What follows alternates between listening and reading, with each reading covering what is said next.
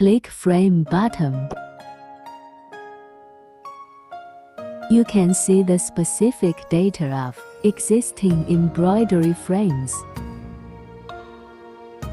You can set the embroidery frame size you need. Set up length and width.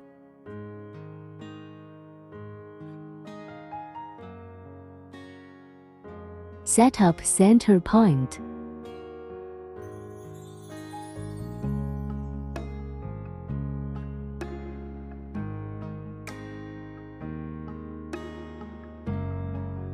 You can find your frame.